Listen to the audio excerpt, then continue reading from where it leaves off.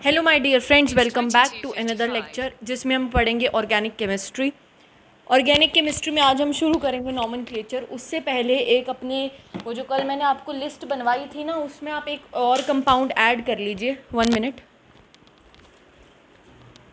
वो कंपाउंड है picric acid.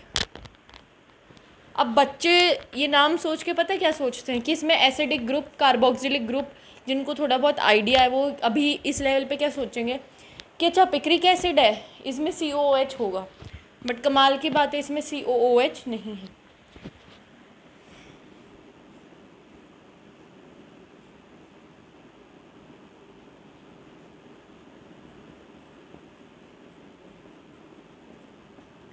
इसमें एसिडिक हाइड्रोजन्स है।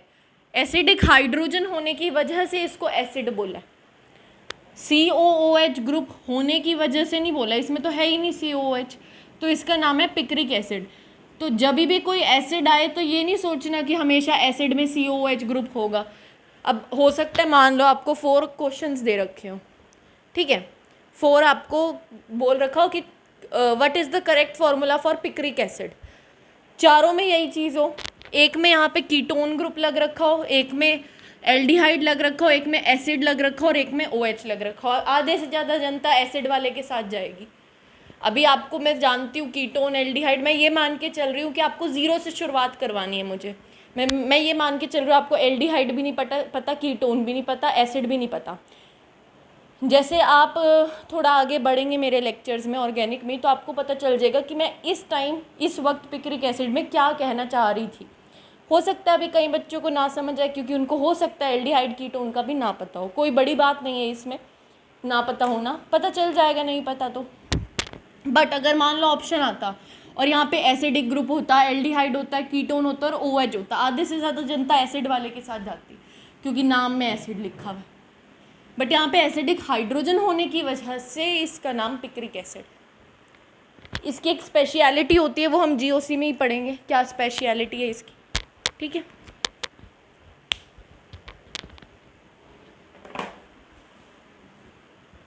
अब हम बात करते हैं नॉमेनक्लेचर पे। मैं ऑर्गेनिक के लेक्चर्स ना थोड़े लेंथी नहीं बनाऊंगी, क्योंकि मुझे एक ही दिन में 2 लेक्चर्स अपलोड करने हैं, एक थर्मो के भी एक ऑर्गेनिक के भी। तो थर्मो का लेक्चर तो जितना होता है उतना होगा, ऑर्गेनिक के 20-20, 30-30 मिनट के ही होंगे lectures,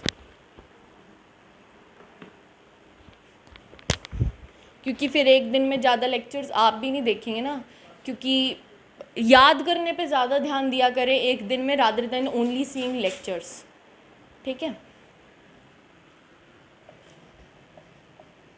learning is important. Lecture को हद से हद 1 घंटा दीजिए पूरे दिन में कि मुझे 1 घंटा लेक्चर देखना है, बाकी टाइम लर्निंग पे होना चाहिए एक बच्चे का डिवोट। नॉमेनक्लेचर, तो अब हम बात कर रहे हैं, हमारे पास टाइम मशीन है, हम बैक में चले गए हैं, पास्ट में चले गए, 1800 में चले गए हैं। 1800s में एक साइंटिस्ट हुए थे, Berzelius. Name of the scientist was Berzelius. इनका फुल नेम था जॉन जैकब बर्जीलियस।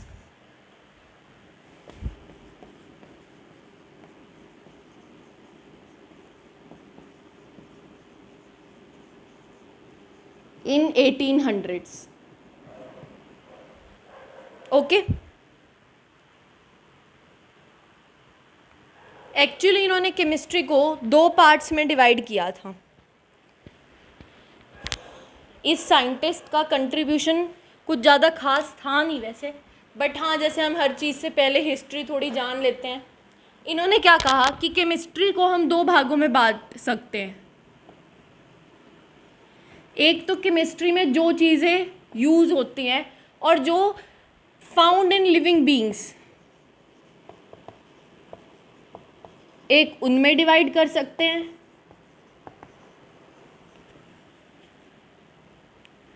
और एक इन्होंने कहा नॉन लिविंग मैटर, जो मैटर नॉन लिविंग में होता है।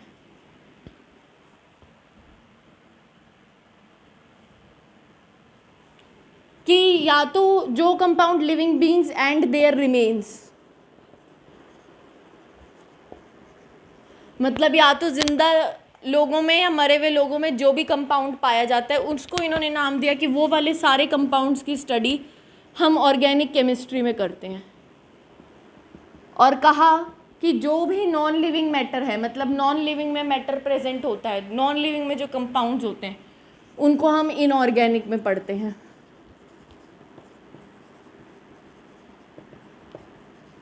इनके हिसाब से ये था कि ऑर्गेनिक केमिस्ट्री में सिर्फ वो कंपाउंड्स इंक्लूड होंगे या ऑर्गेनिक कंपाउंड्स वो होंगे जो लिविंग बीइंग्स के अंदर पाए जाएंगे, और इनऑर्गेनिक वो होंगे जो नॉन लिविंग मैटर में होंगे। बट इनऑर्गेनिक में आपको पता है sodium ion, potassium ion, sodium chloride, ये लिविंग में भी तो प्रेजेंट होते हैं। हमारे में अंदर नमक नहीं है क्या? सोडियम पोटेशियम पंप नहीं है? नॉन इनऑर्गेनिक कंपाउंड भी हमारे अंदर तो है ना। क्या हम जो छोटे बच्चे चॉक खा लेते हैं तो उनके मुंह में कैल्शियम कार्बोनेट चला जाता है पेट में, तो क्या वो पेट में जाके ऑर्गेनिक हो गया और पेट के बाहर इनऑर्गेनिक हुआ? तो ये तो कोई डिफ्रेंसिएशन नहीं हुआ। इनके हिसाब से क्या था कि ऑर्गेनिक केमिस्ट्री में जो भी हम ऑर्गेनिक मॉलिक्यूल्स को पढ़ते हैं और वो मॉलिक्यूल्स सिर्फ लिविंग ऑर्गेनिज्म में ही बनते हैं, और उनको बनना, फिर हमने कहा अच्छा बनते होंगे, फिर बताओ बनते कैसे हैं? तो उन्होंने कहा ऐसा है भाई कि एक इमेजिनरी फोर्स है, एक वाइटल फोर्स है, जो जिस भगवान ने इस दुनिया को बनाया है उसी ने एक ऐसी वाइटल फोर्स है हमारे यूनिवर्स में जिसने सिर्फ लिविंग ऑर्गेनिजम्स के अंदर ही ऑर्गेनिक कंपाउंड्स को बनवाया है। इनके हिसाब से ये था कि ऑर्गेनिक कंपाउंड्स हम लैब्स में प्रिपेयर नहीं कर सकते, वो नेचुरली लिविंग ऑर्गेनिज्म या वो मर जाते हैं तब उनके अंदर होते हैं, और वो एक वाइटल फोर्स की हेल्प से बनते हैं जो सिर्फ लिविंग ऑर्गेनिजम्स में प्रेजेंट होता है। जैसे हम कहते हैं ना आत्मा होती है हमारे अंदर, वैसे वाली चीज़ें ये डिस्क्राइब कर रहे थे। सुपर नेचुरल बेसिस था इनका डिस्क्राइब करने का। किसका? जॉन जैकब बर्जीलियस का।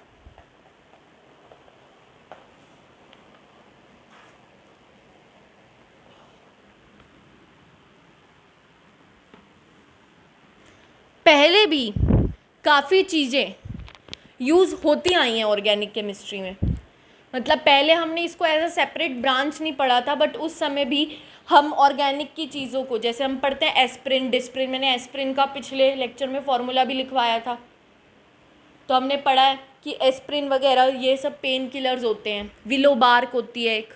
तो पहले हमें ये पता था, मेडिसिनल वैल्यूज़ हमें इनकी पता थी, पर हमें ये नहीं पता था कि ऑर्गेनिक मॉलिक्यूल हैं, इनऑर्गेनिक है, इन सब का हमें कुछ भी नहीं पता था। ठीक है, तो अब आप एक बार लिख लीजिए the theory given by Berzelius. हालांकि ये कहीं नहीं पूछी जाएगी, but still for information purpose, जो बर्जीलियस ने थ्योरी दी थी उसका नाम था vital force theory, vital force theory. इस थ्योरी के अकॉर्डिंग क्या था बच्चों, मैं एग्जैक्ट लाइंस बता देती हूँ पढ़ के। Tells about the formation of organic compound.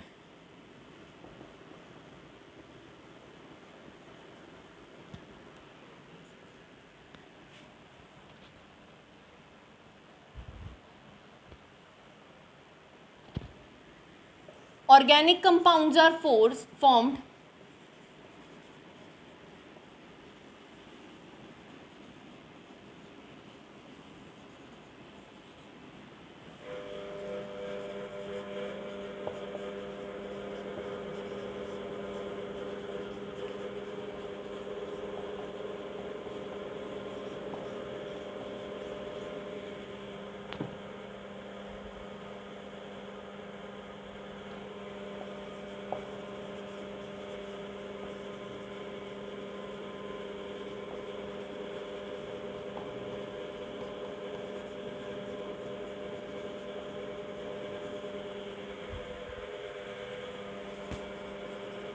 तो ये थी बर्जीलियस की थ्योरी। वो कह रहा था इट टेल्स अस अबाउट, ये थ्योरी हमें बताती है फॉर्मेशन ऑफ ऑर्गेनिक कंपाउंड्स के बारे में। कहती है कि organic compounds are formed under the influence of vital force and can be created only inside living organism. ये है vital force theory which was given by John Jacob Berzelius in 1800s। फिर आते हैं बर्जीलियस के ही student. अक्सर student ही teacher को गलत प्रूव कर देते हैं। हमने केमिस्ट्री बायो में ये सब बड़े एग्जाम्पल पढ़ लिए भाई। अब हम थोड़ा सा आगे बढ़ते हैं। ये तो हम 1800 का पढ़ रहे थे। 1828 में एक साइंटिस्ट हुए हैं Friedrich Wohler.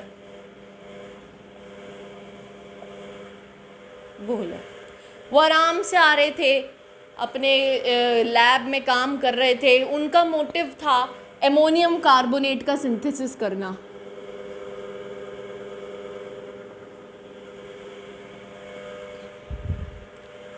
Sorry, ammonium साइनेट, carbonate बोल दिया मैंने।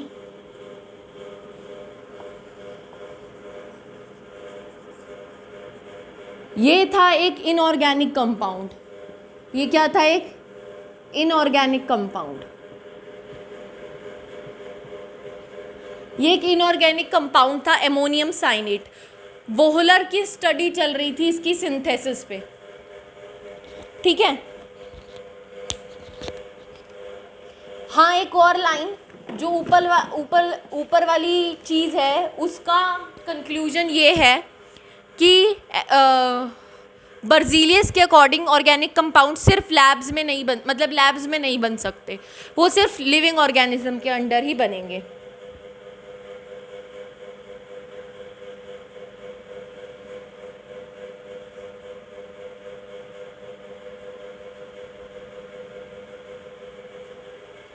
तो अब हुआ क्या? अब उसको ये चीज़ प्रिपेयर करनी थी, तो इसने क्या क्या लिया वो देखिए।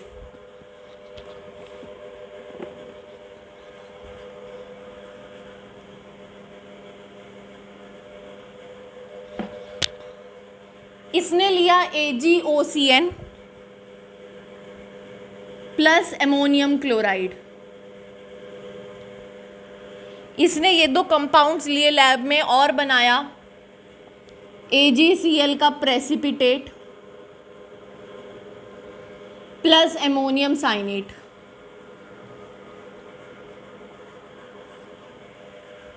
पर अभी ये क्या है? ये एक ही बीकर में है।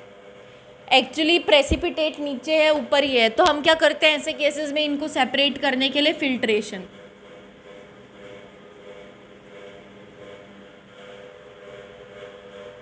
तो फिल्ट्रेशन किया तो ऊपर रिटेंटेट में तो क्या आ जाएगा? AgCl। जो ऊपर बन जाता है ना बच्चों, फिल्ट्रेशन, ये छन्नी है मान लो, तो जो ऊपर बच गया वो तो हो गया रिटेंटेट, और जो नीचे आ गया वो हो गया फिल्ट्रेट।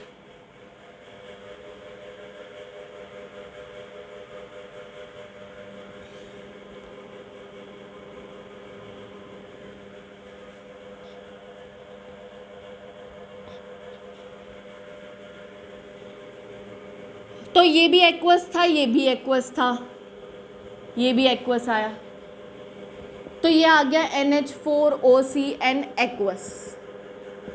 अब ये एक्वस आया तो इसका पानी हटाने के लिए इसने क्या किया? हीट कर दिया, ताकि पानी के वेपर्स बन जाए 60 डिग्री सेल्सियस पे। तो जब इसने हीट करके पानी उड़ गया, मतलब हीट किया इसने, ये जो कंपाउंड ऑब्टेन हुआ है, तो इसको कुछ ऐसा कंपाउंड मिला।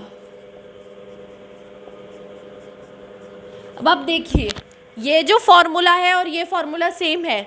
2 nitrogen 2 nitrogen, 4 hydrogen 4 hydrogen, 1 oxygen 1 oxygen, 1 carbon 1 carbon. But इस वाले कंपाउंड की प्रॉपर्टीज और इसकी अलग थी। उसने देखा कि अरे ये तो क्या मेरे पास ऑब्टेन हो गया? यूरिया। और यूरिया क्या है? एक ऑर्गेनिक कंपाउंड है। तो वो भागते हुए अपने टीचर के पास गया, अगर वो जिंदा होंगे उस टाइम, तो उसने कहा देखो देखो मैंने लैब में यूरिया बना डाला। किसकी मदद से? AgOCN और NH4Cl की मदद से। मैं बनाना ये चाहता था, मैंने 60 डिग्री पे इसे हीट किया तो मेरे पास ये बन गया। तो ऐसे डिस्कवरी हुई कि ऐसा ज़रूरी नहीं है कि ऑर्गेनिक कंपाउंड्स को बनने के लिए कोई वाइटल फोर्स की ज़रूरत है। वो लैब में भी प्रिपेयर हो सकते हैं।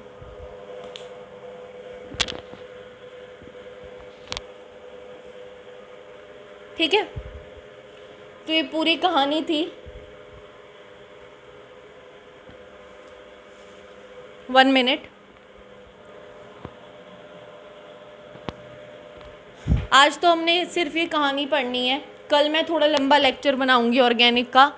तो आज बस ये कहानी पढ़िए, मज़े लीजिए। ऑर्गेनिक केमिस्ट्री कल से अच्छे से शुरू होगी हमारी, जिसमें मैं आपको रिप्रेजेंटेशन वगैरह बताऊंगी, सब बताऊंगी। ठीक है, बाय बाय, टिल देन पढ़ते रहिए।